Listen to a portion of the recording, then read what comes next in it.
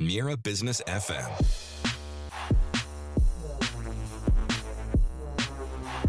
The sound of success.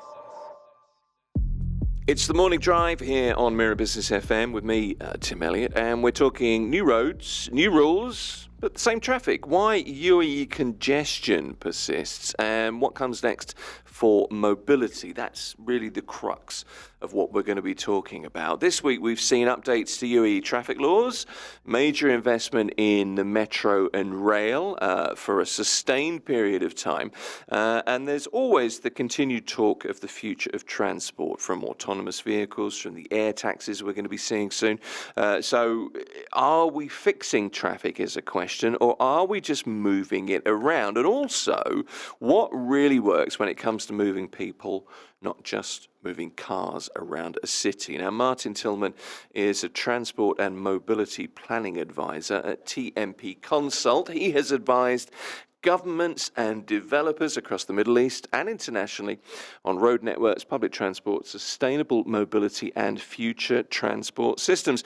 And he's here with us in the studio. Martin, good to meet you. Yeah, thank you. And likewise, and I'm very happy to be here. Thanks. Well, we appreciate you coming in. There's loads to talk about. I don't know if we're going to have enough time, really. So let's just try and get through whatever we can.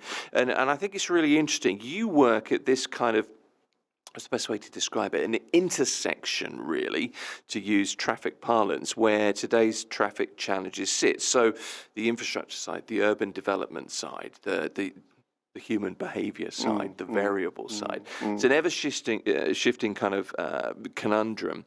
Can I start with what we're all living through, i.e. the constant road expansion across Dubai, across the UAE, and yet congestion is just, it's a daily reality for us. Why is that? So, and I think it's a really good place to start, because that's where most people sort of experience Dubai. So I'm thinking like the school drop-off, the commute to and from work. It's the daily reality for many people who live and work in Dubai. Yeah. And you're absolutely right. There's been a significant investment in terms of highway development here. I mean, personally, when I'm driving around Dubai, I constantly see new roads opening up, new intersections, new underpasses, new flyovers, and yet there is still congestion. And I think that question is a valid one. Why, with all the increasing the road infrastructure, why is there still that congestion there? And I'd say it's roads. Roads are there to provide capacity. Roads don't fail particularly.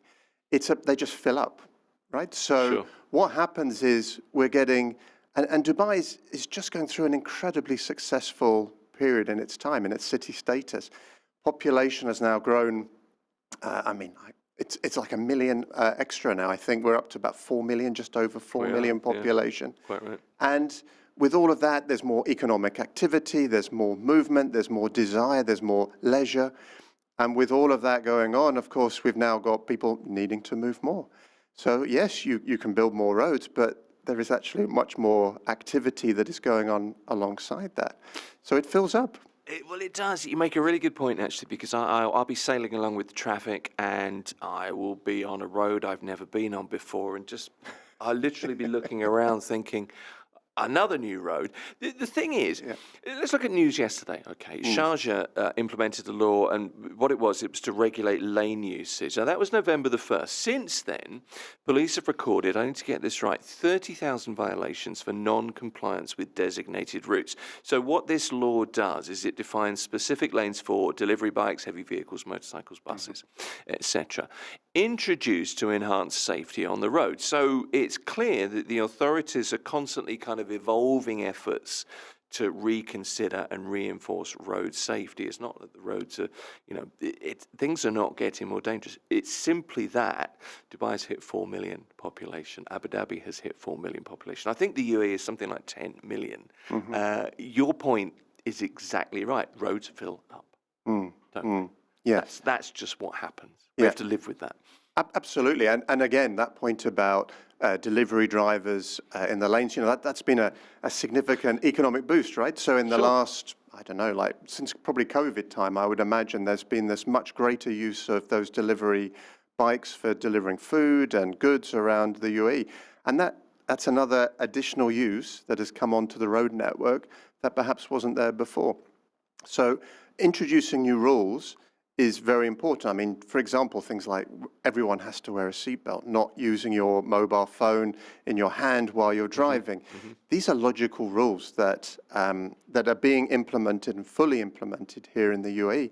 It just makes logical sense for increasing safety for everyone in Dubai, so that we're all playing to the same level, and we're not sort of, I'm not doing one thing and you're doing something else. Does building more roads actually solve congestion, or does it just shift the problem elsewhere? Is there a point where road building delivers diminishing returns? Absolutely. Absolutely Really? right. So, I mean, I used to work in Hong Kong. So, and in that, when I went to Hong Kong for the first time, I was shocked how they did it, because it's a limited land space, not like Dubai Sure. where we can build out a little bit. And they're very sort of concentrated, high density. But the roads there were like not just at ground level, they were like double-decker roads. And then there were parts where they were like triple-decker, because they'd have underground above and above. Right. And then you'd be crossing over. And I was like, wow, this is amazing. And still, the roads were congested. And that's in a city where they have, of course, a good metro network, bus network, taxi network as well. So by building more roads, as I said, those roads tend to fill. It's something called sort of induced demand. Like if you're providing additional road capacity, it's sort of encouraging people to say, well, that's what they want us to use. So there's additional roads, so then we've got an additional reason to use it. It's now quicker for me to perhaps drive there. So it doesn't take long for that to induce more people to try and use that road. And you're absolutely right. It shifts the problem.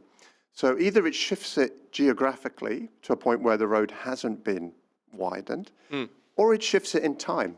So people start to go, well, I'll just go a bit earlier, or I'll go a bit later in my day. So there's those two different times, geography and time, that have the impact. But ultimately, you cannot build your way out of traffic congestion, because either it's each additional lane, the increase in cost is that much higher per lane, so the incremental price is going up each time. And of course, there's limited space as well. You've got rights of way, you've got buildings, you've got other competing demands for that right of way. So, I mean, one of the biggest challenges I find in my job is to work out for that right of way, who should have priority on that right of way? Pedestrians, cyclists, buses, taxis, delivery drivers. Isn't it always the motorist here in Dubai? No, Well, I mean, it shouldn't be, but... Well, I think at the moment there are elements of Dubai where buses are prioritized, but it's not as widespread as it could be. Let's put it like that. So I think there's definitely an element of we can make it better by having more allocation of road space. That's so interesting. The natural next question is this: what are the smarter ways to make better use of existing road space then? Yeah. Well, I was just reading actually that Abu Dhabi has introduced something called variable speed limits. So that means while you're driving, the speed limit will be displayed above the lane. Right. And let's say the speed limit on that road is 120 kilometers per hour. Now, it may be during congested times that speed limit drops. So it automatically updates on the gantry above, and it will start to say 100. Right. And maybe as it gets more congested, it reduces again to 80 kilometers per hour. And the idea is that by enforcing that, so there'll be cameras to check and make sure that everyone's following that speed limit. If you exceed it, it's a ticket. And by slowing the cars down, cars can actually be closer together. And by getting closer together, the throughput of vehicles is actually higher. So you can get a higher volume of vehicles through, even though you've got a lot of traffic trying to do the same use of road space. I can see the logic of that, and I kind of understand the science, but variable speed limits to me, I don't know. And I'm not the most popular things with motorists, I would guess. Well, this was actually, I mean, I was quite, I was based in the UK, in London. and the M25, which is the circular orbital motorway around ring, London, has the very same system. So this was introduced, I don't know, like 1990s. And again, it went from 70 to 60 to 50. And I think originally, yes, maybe there was a bit of reaction against it, but the evidence shows that you can get so much more traffic through.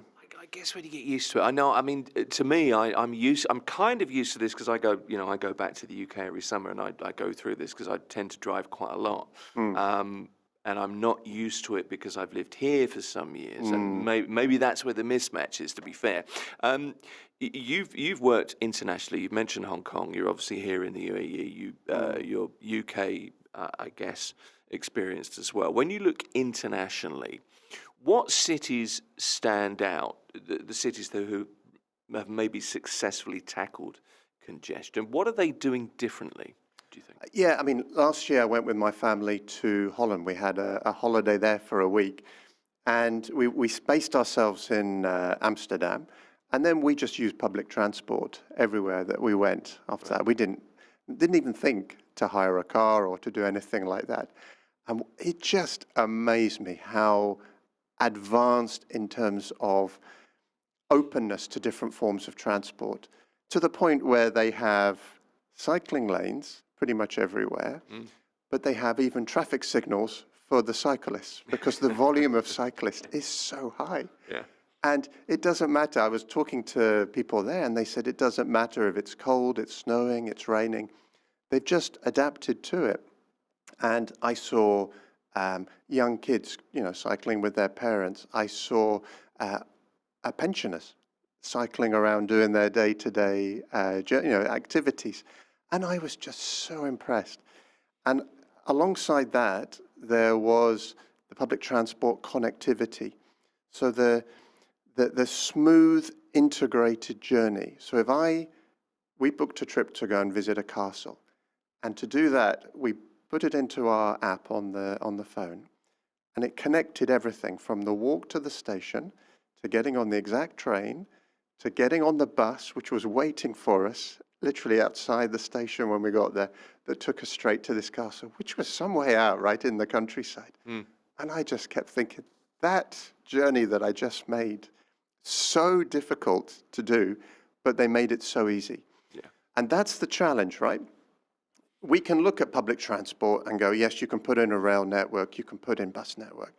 But if you don't make it easy, if you don't make it smooth, it's so much harder to encourage people to go and use it.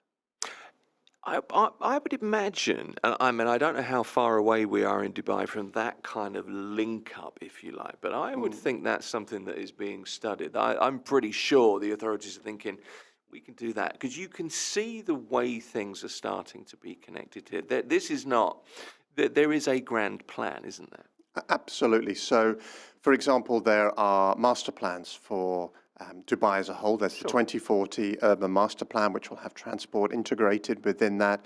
The Roads and Transport Authority, of course, has their own transport plans for all the different modes as well. So they look at how to connect all the different modes to make them as smooth as possible. I mean, you've got, as you mentioned, I think with the last speaker, about the Blue Line. The Blue Line Metro, an additional metro line, looking about how you integrate those into the fabric of Dubai, plus Etihad Rail. Right? So it's the beginning of a much more integrated and led multimodal system for the city. I mean, alongside the roads, let's look at the rail systems and the metro systems. The investments, they're huge investments. And, from the expansion of the metro into the Blue Line, how do we maximize the value and the usage, I guess, of those rail investments? I think, first of all, is that first mile, last mile challenge.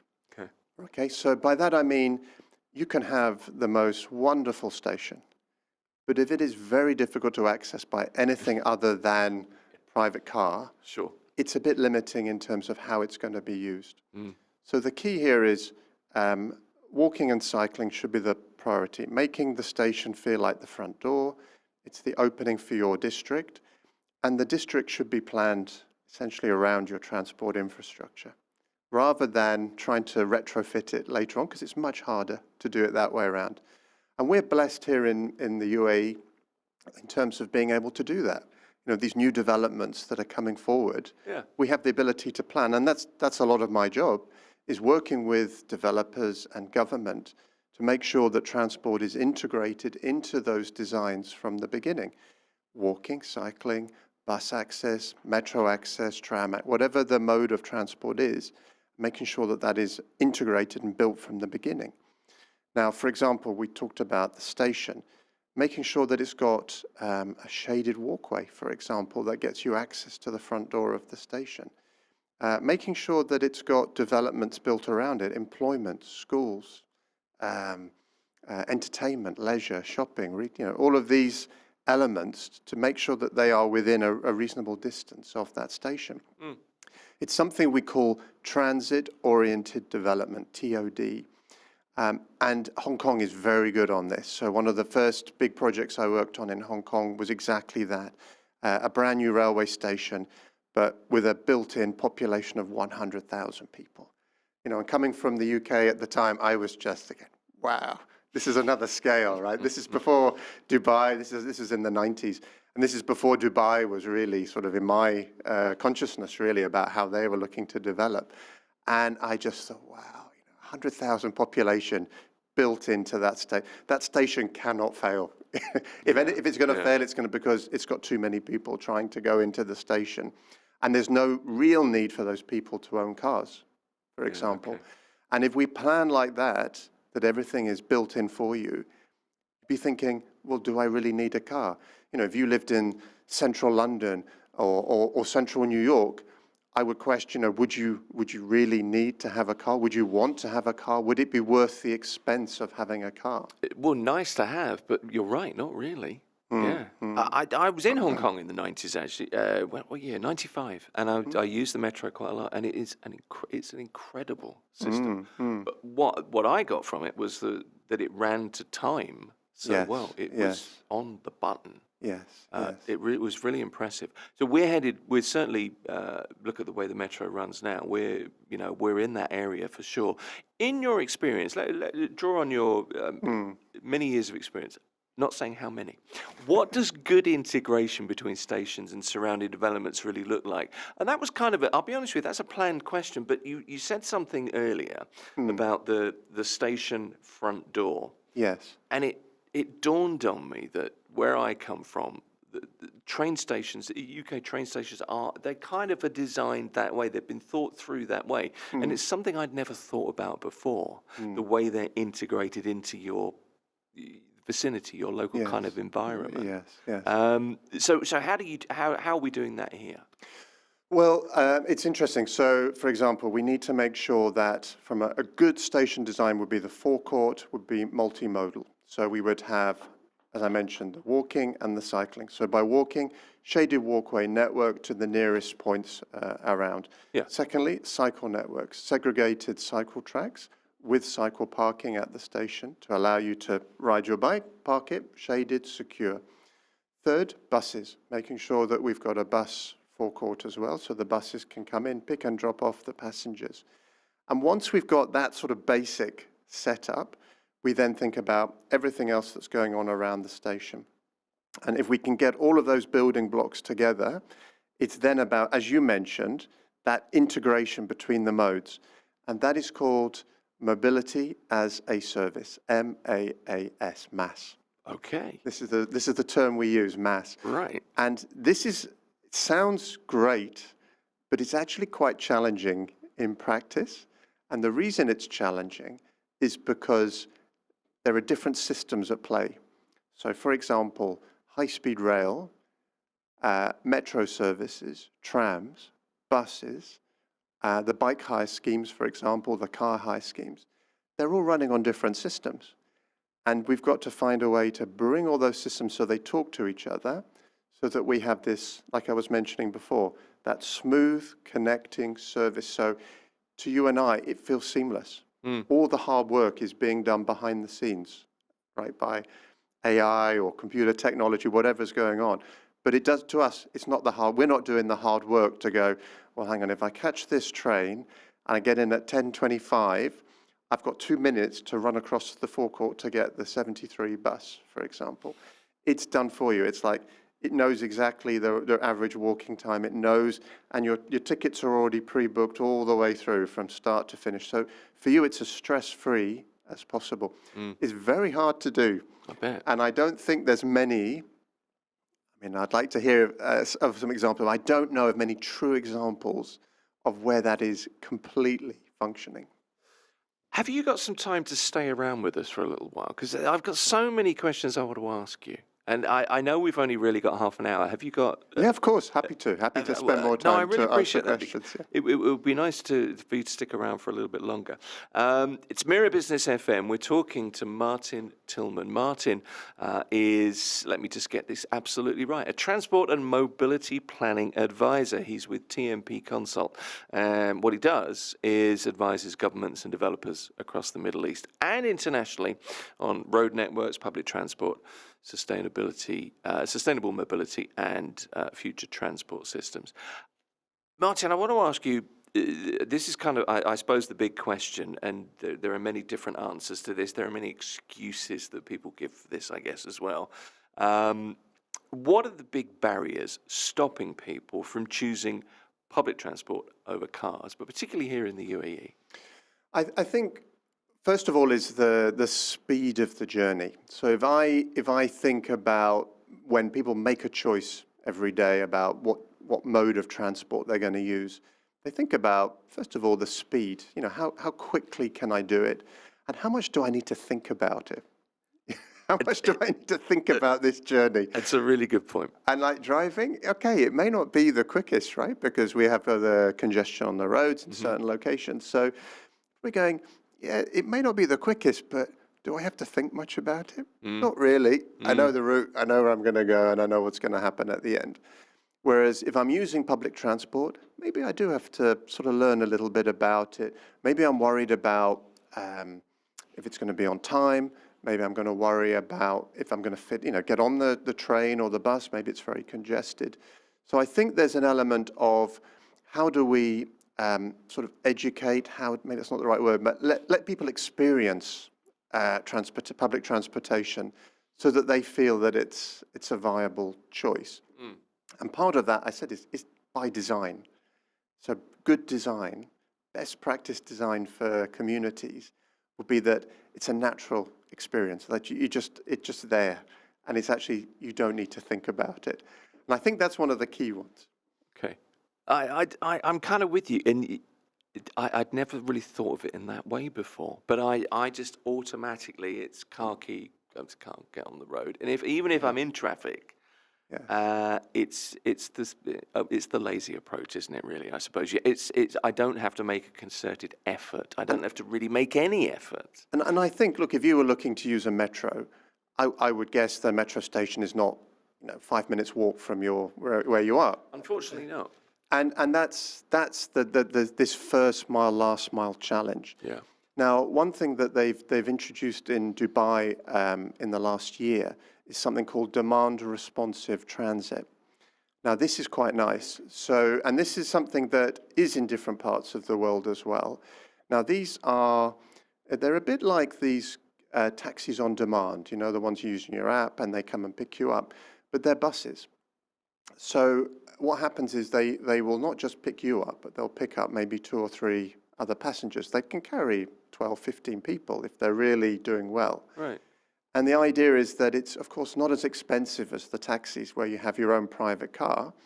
So the price comes down to a very affordable level. And what happens is those buses will then sort of route out to pick up different passengers, all going perhaps to a similar destination. Right. So it's, and the brains behind it, as I said, is all in the computer technology behind, which works out the optimum route, works out where the passengers are calling from or calling the app for the bus to come and pick them up. Why did I not know about this? And I think it's still in early stages. Right, okay. Right? So there are 3 private companies operating at the moment, and there is one that is being run by the RTA as well. So I'm working with some of these companies as well, and I just think it's such a good example of sustainable transport. And also, it's one of those ways to solve the first mile, last mile issue, if you like. But how do we get people from their front door to the main public sort of mass transport carrying systems? It's another, I don't know, another string to your bow, isn't it, I suppose, Yes. for Dubai as well. Can we take a slightly more kind of business policy angle for a moment and look at what maybe employers, the major employers, could be doing, what they could offer in terms of, facilitating transportation and, maybe relieving congestion to an extent? Could that be flexible hours? Could that be incentives in transport, organising some kind of bus system, or location planning? What kinds of things could employers do? Well, we have something called employer travel plans. And this is where perhaps an employer is typically used to giving maybe a free parking space, for example, as part of the workforce. But then looking at it and going, well, do we need to offer free parking? There's no such thing, by the way, as a free parking space, right? It's like lunch, isn't it, parking? There's no such thing as free parking. And the same way that one of my previous employer would offer, for example, a free breakfast for people that have come in by public transport or who've walked or cycled to come in. Yeah. And it's sort of the natural progression of that. So a travel plan would perhaps look at all the staff and think about where are they traveling from, where are they traveling to, and where are they traveling after work, and then looking to see how they can pool resources, so sharing cars, just making sure that this is as easy as possible for people, rather than having to form it themselves, forming a company system where it's all built in, providing staff with loans for bicycles, or providing free public transport passes instead of a car parking space, for example. There are different ways that employers can work towards that benefits not just the employer, but also benefits Dubai as a whole by sharing out the mode. I suppose, though, you need buy-in. It's funny, we talk about this a lot here because we look at Mira Business FM. We're a streaming station, but, want to be an FM station. And one of the reasons behind that, there are a number of reasons, but one of the reasons is because Dubai, the UAE, I guess, Dubai is a car city. And if you're in the car, very often people listen to the radio. So it's a simple correlation. But you've got to get buy-in from people when you have a mentality that, it's great to have your own car. And I don't know how you address that with people, because I got to be honest, it'd be quite hard to prise my cold dead hands from the steering wheel in some ways. But that's something you must face as well. It is, and I think that, but it's interesting because I was asked to comment on a white paper produced by Al Futtaim, one of the developers here in Dubai, and I was commenting that, first of all, it's really interesting that developers are now front and center in the transport debate, because people, when they are making a decision about where to live, it's not purely about what does the community look like. It's also about how accessible is the community. Am I going to take a long time to get in and out of this community? Yes. Am I in an area where there is congestion? And that is now becoming higher on the radar for developers. And I find that really positive, that message is now to the point where something is being looked at to say, well, developers also need to play their part in how they think about transport. Now, it's recently introduced is a system here in the UAE this year called Mode Score and Active Score. And this is like a rating system for communities and developments that rates them on how good their transport provision is. And it's a way for people, residents, potential buyers of a community to go, this community is taking this transportation very seriously. They've got a platinum rating. They've got a gold rating. They've got a silver rating. And I am so pleased that this is starting to gain traction here in the UAE. It's only just been launched. Right. And developers are now looking to get their developments accredited to say, we've actually taken it as a serious point of view. And I think that is the beginning of how we start to make the change across the whole of the UAE. It's kind of a uniqueness about Dubai, about the UAE, isn't it? There's almost a sense of, you're part of this nation. You need to make a contribution. We have a shared responsibility here. So don't just whine about the fact that the roads are bad. Do something about it. You can't just build a development and then let the RTA or the authorities work. You have to work together to try and make this as good as we can. And that's driven by vision, I think, at the top as much as anything. Absolutely. But I think, just the idea of a developer thinking about, well, you know what, we should be having a bus system. We would like a bus system within our development. We would like to have cycle parking. We would like to have cycle facilities, secure locker facilities for our community. This is a change, right? I mean, you look at the older communities, they wouldn't necessarily be thinking like that. Yeah. But now, with this mode score, active score, it's starting to become a much more common theme that's being adopted. So I'm very pleased. I think this is the start, and I think in 5 to 10 years, we'll probably be looking at a very different Dubai in terms of how people think about traveling around the city. Fingers crossed. Can I, Martin, do you mind if I throw a spanner in the works? Go on. For a moment. Yes. Schools. One of the things at the moment is my journey here in the morning. I live out towards the Emirates Road, Sustainable City area. And it's a 15-minute car journey, generally speaking, if the traffic's flowing. There's some roadworks, but, it's growing, and I understand that. But when the schools are in, it's a 40-minute journey to get here in the morning. So schools have a great deal of impact. The school run is a big thing. You mentioned it right at the top of this interview at the start. Could you talk me through the impact as you see it professionally rather than my frustrated... Well, I mean, I can offer on both sides because obviously I take my kids to school as well, so I experience it myself. But there are ways that we can look at that very real impact that you've just talked about. The push of all the vehicles trying to arrive within a certain time. Yeah. First of all is planning. So we try not to, when we're planning new communities, we try not to put more than one school in a certain location. And I think historically there was tendencies to perhaps group schools together or education providers together. Yeah. So the idea is not to do that because obviously you're increasing that very peak demand in a very small space of area that you're working to. But secondly, the school bus obviously is a good sort of starting point. I think there's a lot more that could be done to encourage more people to use the school buses. I think there is some reluctance in terms of parents understanding how it works. Maybe the cost as well might be quite prohibitive for some. But I think that area needs to be looked at and see if we can encourage more people to use the school buses. And then the third one is quite interesting, again, from a UK point of view, is something that I looked at, is it's a bit like park and ride. So if you imagine a city centre where you'd be encouraged to go and park on the outskirts of the town, and then there'd be a park and ride bus that would take you in.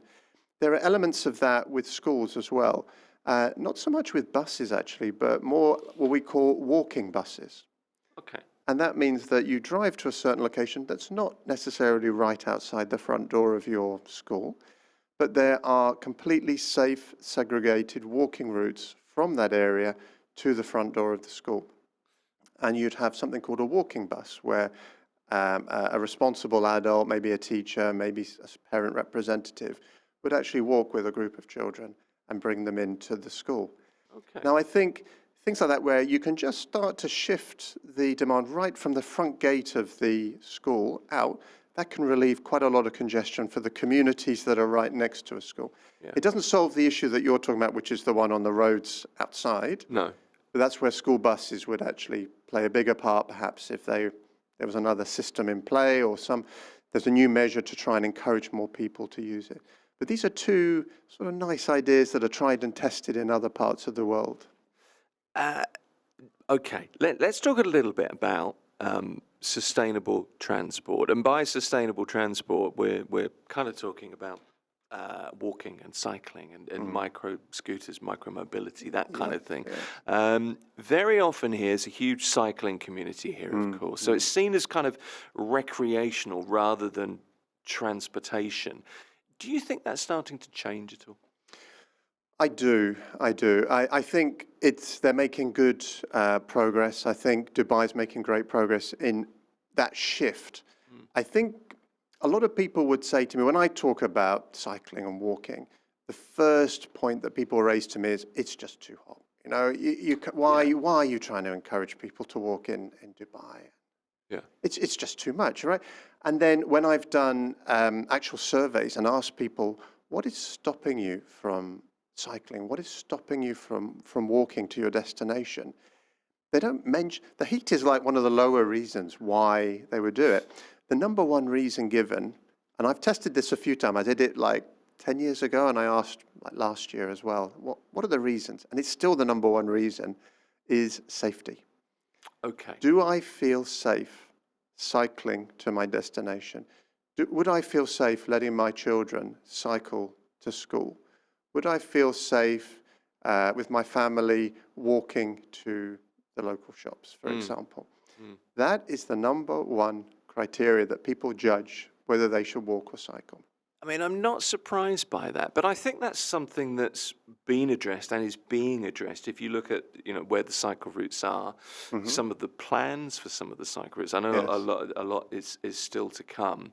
The heat thing, I'm surprised that's not higher on the list. I lived in Abu Dhabi in the 90s, and I used to mountain bike all the time, and I would mountain bike to the radio station, and I always kind of felt I was the only cyclist on the road, it seemed, at that point. But once I got going, there's a bit of a breeze going, it was kind of okay. Yes. But maybe that's just, we're back to Mad Dogs and Englishmen again, I'm not sure. Well, you'll be interested to know what the second and third reason was, why people don't cycle. So the second one was about whether they had facilities at their destination. So can you park your bicycle? Is there a secure place to lock your bicycle? Is there like a shower facility? Is there somewhere for you to get changed at your destination? And if there isn't, well, that's going to make that choice much more difficult. Yeah. And the third one, and it's a strange one to me, but it was like, do you have a bicycle, right? And surprisingly, not that many people, as you think, might have a bicycle. Yeah, okay. And I guess linked to that was a lot of people don't know how to ride bicycles. It's not such a cultural exercise that people have gone through. That's the point. And I thought, well, of course, if you don't have a bicycle, you're not going to be cycling. If you don't know how to ride a bike, you're not probably going to go out and buy a bicycle. That's the point. So there's a whole shift in terms of how we can make that better. And it's a very straightforward exercise, right? It's about education. It's about providing maybe discounts for people to buy bicycles, to learn and things like that. There are ways that we can encourage people to do that. And if we can get those parts ready, the last point, which is the heat, we can address. There's physical measures that we can put in through shading and misting structures. I mean, like you, I lived in Abu Dhabi previously as well. And I used to love cycling on the Corniche, and there was like little misting stations and everything that you could enjoy. It was just so pleasant to do that. Okay. So ultimately, it's about offering people choice, isn't it? The education aspects aside, making sure the cycle routes are there, making sure that the options are there. You're incentivized to buy a bicycle, for example. It's incentivized maybe to learn to ride a bicycle if you've not had that opportunity. Yes. So, but we kind of default to the car. So it's a habit that we have to break.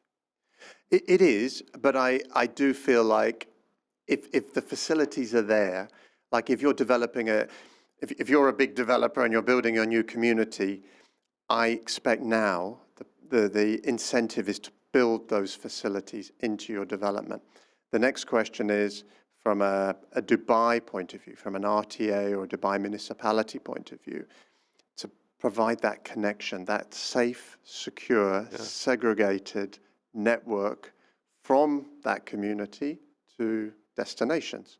And not just to one destination, right? It has to be a spider's web, a network of interconnected so that it's not just to one. You've got an options of where you're traveling to.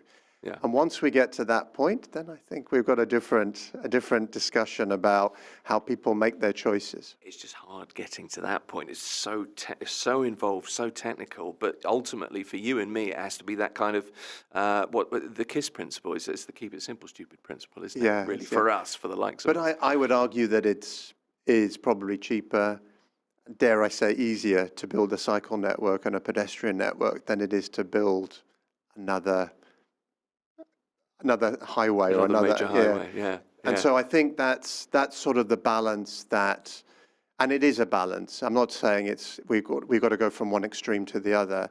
It's about a layered system, a multimodal system that gives you people as many choices and options as we can provide. Exactly right. Let's look at some of the glitzy headline stuff, the real Dubai stuff. We hear a lot about the future of transportation, from autonomous vehicles. I know the regulations are being examined very closely at the moment. That's in serious legal phase, if you like. EVTOL, air taxis, Hyperloop. I don't know if Hyperloop is a thing or not. I'm never really convinced by that. But these are innovations, in theory, solving problems that we believe we have. But, in the case of air taxis, they're coming. Yeah, they are. They are. And again, absolutely fascinating, the sort of ideas behind it. For me, eVTOLs are very good for point-to-point. And really, if I'm being frank, brutal, honest, it's going to be high cost. It's going to be... It's not going to be a mass transportation system in the near It's a niche future. market, isn't it? I believe so. Yeah.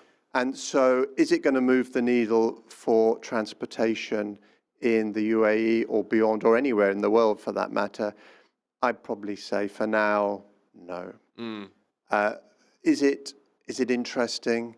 Is it futuristic? Yes, it is. I can't think of a science fiction film where we haven't sort of looked at the flying cars and gone, wow, doesn't that look amazing? And I'd love to try it. So yes, for sure. And I'd say the same for a lot of the other schemes as well. What is the problem that they are trying to solve that we don't have already? Yeah. Right? Yeah. So Hyperloop is in a way, it's a very fast train system, if you like. It carries people along a single line. It has a station at one end and a station at the other end, and stops on the way. So it's like a train, really. But it's very high speed, so it can do extremely long distances. And of course, we have planes that do long distances as well. So I think it's a question of, is it solving something that we don't have an answer for already? And why? What is it doing differently to the existing modes? If there is an additional benefit to it, then I'm all for it. If it's just replicating for the sake of replicating, I'm not so sure. So Is Hyperloop a thing, really? Is it? it's still being studied, as far as I understand. I certainly had some discussions with the Hyperloop companies that were looking to develop here in the UAE. Right. I haven't heard the latest, to be honest, on what the current status is of Hyperloop here.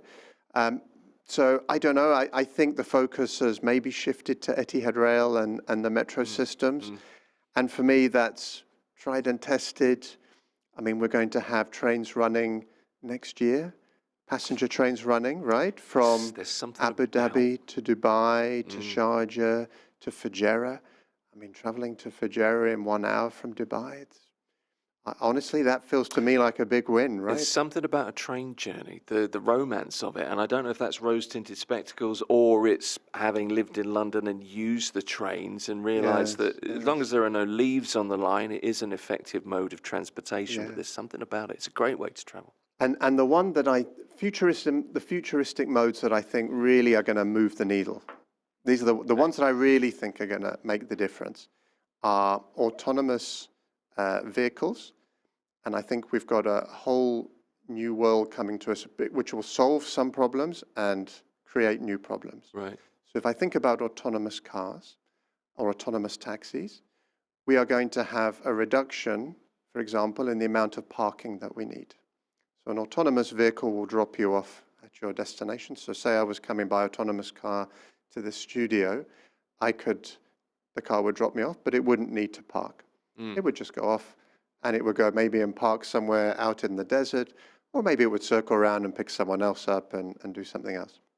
So we're shifting from we're getting one solution, which is less parking needed, but we're going to another problem, which is that vehicle's now circling around, either trying to find someone else or it's going out to go and park somewhere else to come back later to pick people up.